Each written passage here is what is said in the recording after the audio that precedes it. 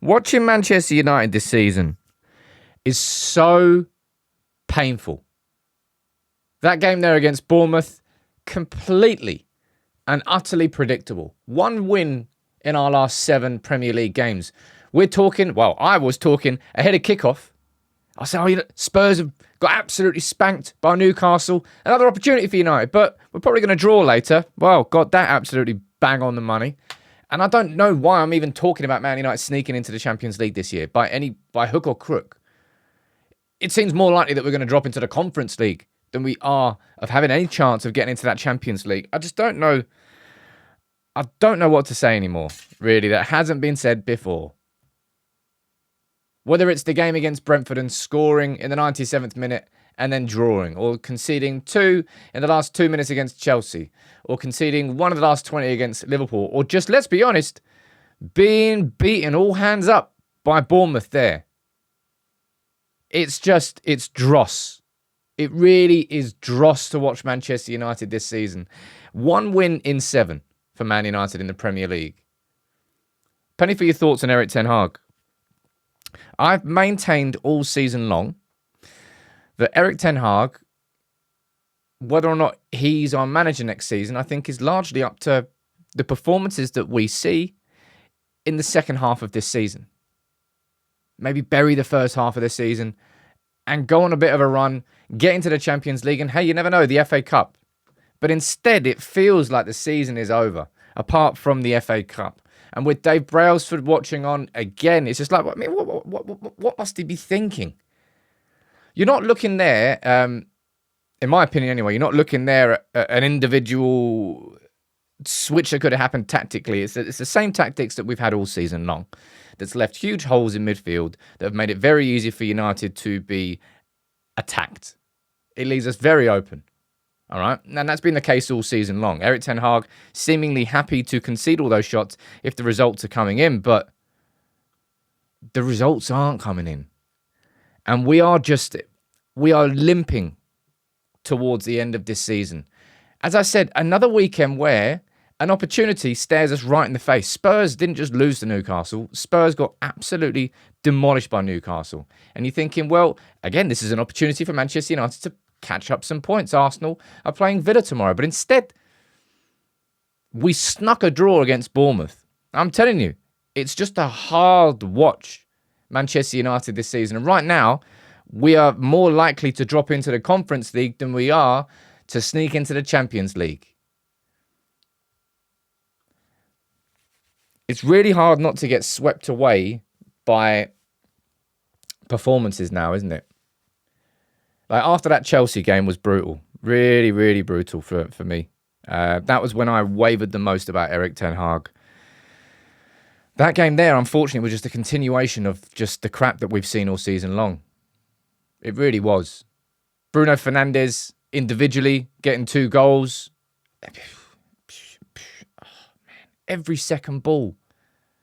Bournemouth's. All the duels. Bournemouth's. Man, it's just so... I've run out of things to say about watching this United team this season. It's tough to watch. It's heartbreak. In these last few games especially, to drop points against Brentford in the way we did and Chelsea. The Liverpool game, it was 20 minutes to go, but it was Liverpool. It was a tough game. But that there against Bournemouth, I had PTSD watching the build-up to that game because I forgot about how much they demolished us at Old Trafford early this season. 3-0 could have been 4-0. If I remember correctly, they had 1 goal ruled out for offside. That referee today, can I just say this quickly? And this isn't just about Man United. That referee was just making garbage decisions for both teams. Whether it was Diogo Dalot getting pulled by their left back, and then that's a foul. Wan-Bissaka making a perfect tackle on the edge, that's a foul. The penalty should not have been a penalty for United. The only decision that was right, really, was that one right at the end that was definitely just outside the box. But what I really was thinking watching this, man, are they honestly thinking, right, we know that United are bad right now, but we have we have every belief that if Erik ten Hag has the right support structure around him, that if next year the injuries aren't as bad as they are, that he can refine that form that Manchester United had last season between January and February, make that the consistent form across the course of a season. And if you do that and you have a smart summer, you get rid of the likes of, by the way, it almost feels like it has to be a case study, the form of Casemiro this season, man. I know you can talk about the system itself isolating Casemiro, exacerbating weaknesses that he has, but it's like he plays hot potato.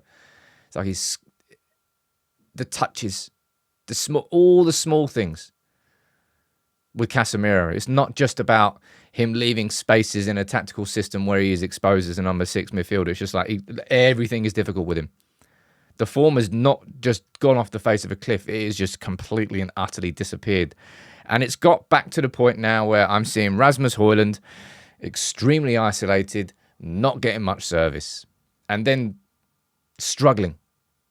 Really, really struggling. Garnacho went off at half-time for Amad Diallo, but it could have been Rashford as well. Casemiro, there were so many players who were lucky to see out 90 minutes, and it's just another game goes by. Completely predictable. Look at that. 2 o'clock this afternoon. Oh yeah, we'll probably draw because Spurs have balls up, giving us an opportunity. But never mind. It's the same old. It feels like United have sort of, the impetus has gone from, if there was any impetus in this Premier League season, it feels like last week and the shenanigans against Brentford, Chelsea, and then Liverpool has kind of zapped it out of the players. Because to concede, go from winning positions to dropping points against Brentford and Chelsea and Liverpool, and then you just look there against Bournemouth. Iraola's done a very good job there at Bournemouth. You saw how collectively organised. What you're witnessing there is a very good high press. And something that they do, which we just have never done, is committing the fullbacks to the press. When you commit the fullbacks to the press and they cover those wide areas, and then your centre-backs also squeeze up the pitch, that's a team press. That's not a team press that United have ever done, because our fullbacks in unison never support the press together. Therefore, there's always an outball. Therefore, it's very easy to play through United's unorganised individual press. And Bournemouth were the complete opposite. It was 2-2 there today. And now Man United, where are we in the league? I don't know what it is. 7th, 50 points, 10 points off 4th and 5th. Villa are playing tomorrow. 1 win in 7. Dave Brailsford watching on. All I'm going to say is that if they really do believe that Erik ten Hag wants to get rid of these mitigating circumstances, they're going to have a lot of belief in him. Because the football this season has been garbage. And instead of the trajectory going upwards toward the end of the season with a bit more, a bit more energy, you've dropped points from winning positions against Brentford, Chelsea, Liverpool, and now that against Bournemouth. Destroyed. Deserved to lose. Conference League next season seems far more likely than Champions League.